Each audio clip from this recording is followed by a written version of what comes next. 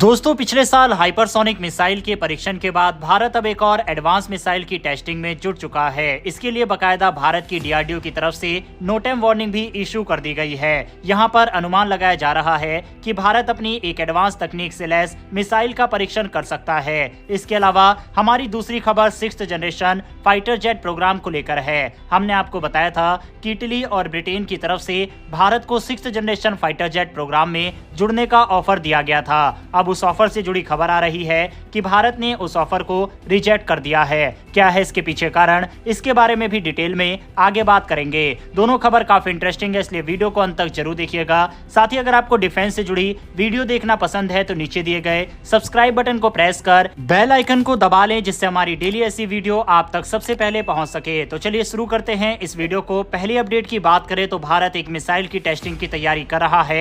भारत जल्द ही अपने साउथ में मौजूद अंडमान निकोबार में एक मिसाइल का परीक्षण कर सकता है। इसको लेकर भारत की तरफ से एक नो टाइम वार्निंग जारी कर दी गई है। नो टाइम में कहा गया है कि 15 से 17 जनवरी के बीच भारत एक मिसाइल की टेस्टिंग करने के लिए तैयार है। ये इस साल का पहला परीक्षण होगा। अंडमान निकोबार के पास ये टेस्टिंग की जा सकती है। बता दें कि इसको लेकर 370 किलोमीटर का एरिया को भी चुन लिया गया है, यानी कि ये मिसाइल 370 किलोमीटर तक की रेंज तक की हो सकती है। माना जा रहा है कि भारत की डीआरडीओ की ये एक ताकतवर और एडवांस मिसाइल हो सकती है। इस टेस्टिंग के साथ भारत इंडो पैसिफिक क्षेत्र में अपनी ताकत को बढ़ाने की तैयारी कर चुका है। हालांकि जारी नो टाइम में ये नहीं बताया गया है कि डीआरडीओ यानी कि भारत की तरफ से कौन सी मिसाइल का या फिर डिफेंस सिस्टम की टेस्टिंग की जाएगी। लेकिन डिफेंस एक्सपर्ट के मुताबिक यहाँ पर ब्रह्मोस मिसाइल के अपग्रेडेड वर्जन की टेस्टिंग की जा सकती है, या फिर इसके जैसी ही दूसरी मिसाइल की टेस्टिंग हो सकती है। ब्रह्मोस मिसाइल का अनुमान इसलिए लगाया जा रहा है क्योंकि ये अपनी शक्ति के लिए जानी जाती है।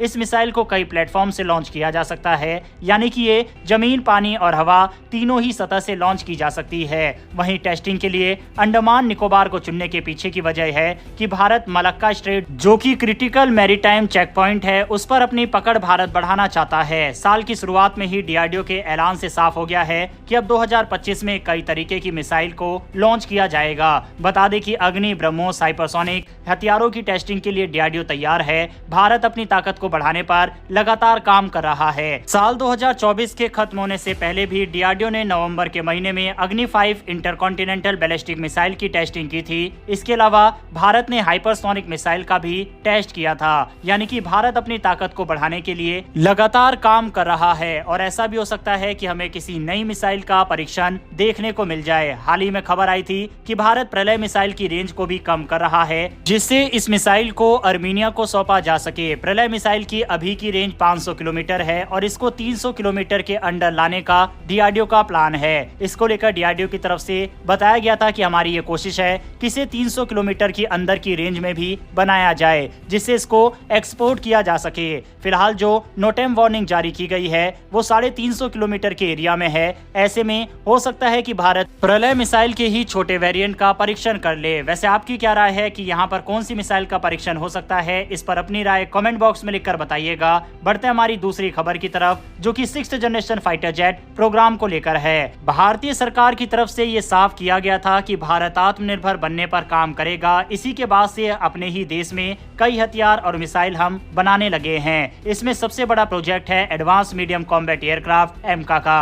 दरअसल डीआरडीओ के द्वारा बनाए जा रहे इस एडवांस कॉम्बैट मीडियम एयरक्राफ्ट पर भारत का पूरी तरीके से फोकस है। इसी के चलते डीआरडीओ ने 6th जनरेशन के फाइटर विमान के 2 प्रोग्राम की पेशकश को ठुकरा दिया है। जर्मनी, स्पेन और यूके, जापान और इटली के 6th जनरेशन के विमान बनाने की डेवलपमेंट प्रोग्राम FCAS और GCAP की पेशकश को डीआरडीओ ने मना कर दिया है।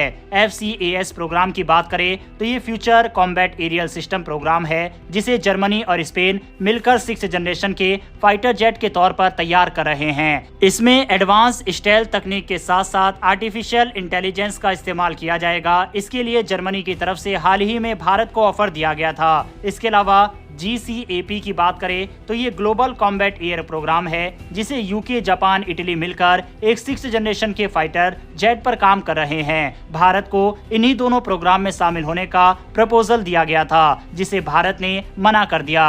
भारत ने साफ कहा कि उसका फोकस एमका प्रोग्राम पर है। भारत ने जिस प्रोजेक्ट के लिए 2 विदेशी प्रोग्राम को ठुकराया है उसकी ताकत भी जान लीजिए। एमका भारत का 15,000 करोड़ रुपए का प्रोजेक्ट है। ये भारत का पहला 5.5th जनरेशन का फाइटर जेट है जिसे DRDO और HAL विकसित कर रही है। ये भारत का 5th और 6th जनरेशन के बीच का 25 टन का ट्विन इंजन वाला एयरक्राफ्ट है। ये कई एडवांस तकनीक से लैस है जो कि बाकी एयरक्राफ्ट से काफी बड़ा होने वाला है। ये विमान दुश्मन के रडार को आसानी से चकमा देकर पलक झपकते ही अपने टारगेट को हिट कर सकता है। इसमें 6.5 टन की क्षमता वाले कॉन्क्रीट इंटरनल फ्यूल टैंक को लगाया गया है। इसके साथ इसमें स्वदेशी और कई अन्य हथियार का एक बे भी है। इस विमान में अमेरिका के GE कंपनी के 90 किलोन्यूटन वाला F414 इंजन लगा हुआ होगा जिसको बाद में 110 किलोन्यूटन और 130 किलोन्यूटन तक अपग्रेड कर दिया जाएगा। अब दोस्तों भारत ने जर्मनी, स्पेन और यूके, जापान और इटली को उसके 6th जनरेशन प्रोजेक्ट के लिए मना तो कर दिया है, लेकिन क्या ये सही फैसला है या फिर नहीं ये कहा नहीं जा सकता